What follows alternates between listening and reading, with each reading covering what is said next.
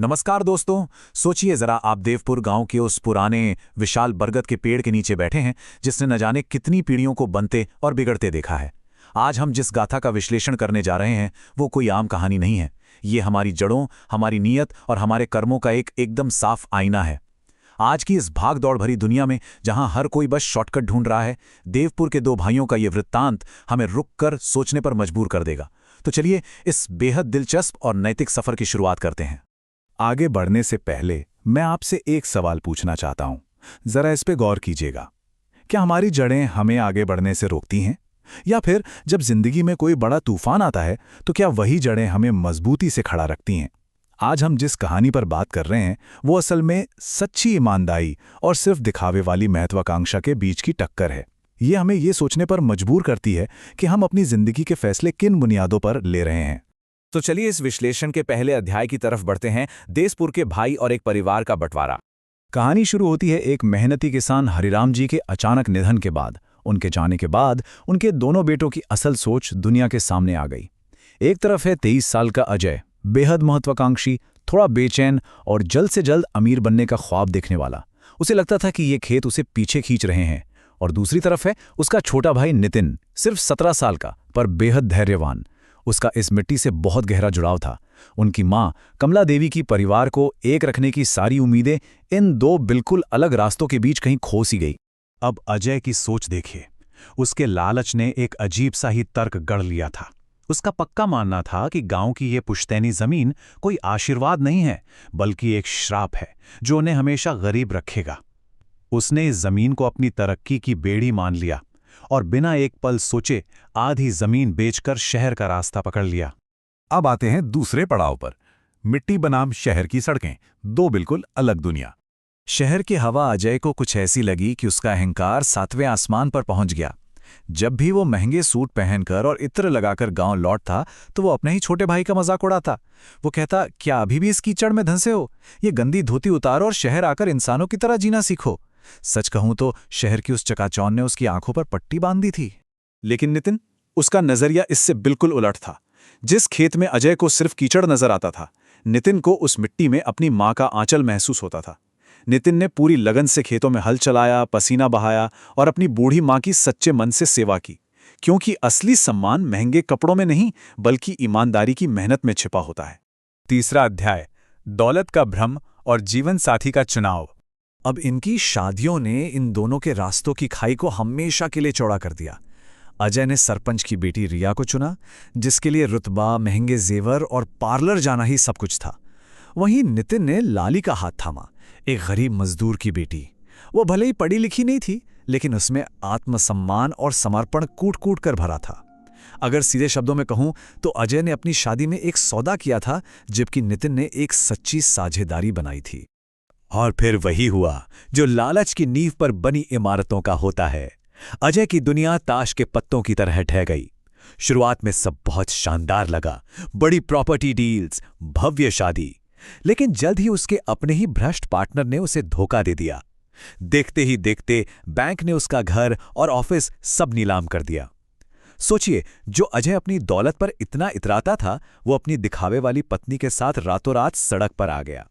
यहीं से इस कहानी का सबसे अंधकारमय अध्याय शुरू होता है, जालसाजी और पतन। जब अजय अपना सब कुछ गंवाकर बिल्कुल कंगाल हालत में गांव लौटा तो उसे लगा कि नितिन भी उसी पुरानी गरीबी में जी रहा होगा, पर ऐसा बिल्कुल नहीं था। नितिन अपनी मेहनत से संपन्न और पूरे गांव में सम्मानित हो चुका था। अब मदद मांगने के बजाय अजय के दिमाग में जलन और ईर्ष्या ने घर कर लिया। उसका अहंकार ये बर्दाश्त ही नहीं कर पाया कि उसका सीधा साधा भाई उससे इतना आगे कैसे निकल गया। और फिर उसने वो किया जो कोई सोच भी नहीं सकता। ये इस कहानी का सबसे बड़ा धोखा है। अजय ने मक्खन लाल नाम के एक भ्रष्ट दलाल को पैसे का लालच देकर अपनी मृत मां की एक झूठी वसीयत बनवा डाली। इस नकली कागज के दम पर उसने कानूनी रूप से नितिन को उसी के पुश्तैनी घर से बेदखल कर दिया। दोस्तों, जब लालच इंसान पर हावी होता है ना, तो वो सबसे पवित्र रिश्तों का भी गला घोंट देता है। लेकिन इस घोर अन्याय पर नितिन का जवाब आपको हैरान कर देगा। बिना किसी चीख पुकार या गुस्से के वो शांति से अपनी पत्नी और एक गाय के साथ गांव के बाहरी छोर पर एक टूटी फूटी झोपड़ी में चला गया। उसका ये विश्वास कि अजय मेरी जमीन चुरा सकता है लेकिन मेरी किस्मत नहीं, उसकी गजब की सहनशक्ति को दिखाता है। वो बिल्कुल शून्य से फिर से सब कुछ खड़ा करने के लिए तैयार था। यहीं पर कार्मिक न्याय यानी कर्मों के फल का सिद्धांत लागू होता है। ये एक ऐसा अटल नियम है जो कहता है कि आपके आज के कर्म ही आपका भविष्य तय करते हैं। धोखे की नींव पर बनाया गया कोई भी घर वक्त के तूफान को नहीं झेल सकता। और सच मानिए, अजय की जिंदगी में एक बहुत बड़ा तूफान बस आने ही वाला था। चलिए देखते हैं आगे क्या हुआ। 5वां अध्याय, पंचायत में न्याय। अब इसे अजय के पतन की विडंबना कहिए या लालच की हद। उसका लालच इतना ज्यादा था कि उसने उस भ्रष्ट दलाल मक्खनलाल को जाली वसीयत बनाने के पैसे ही नहीं दिए। फिर क्या था, धोखे से तिलमिलाया मक्खनलाल सीधे गांव की पंचायत पहुंच गया और उसने सबके सामने उस नकली वसीयत का पर्दाफाश कर दिया। आखिरकार अजय को किसी और ने नहीं बल्कि खुद उसके लालच ने ही डुबा दिया। गांव के मुखिया का फैसला बेहद कठोर था पर बिल्कुल सही।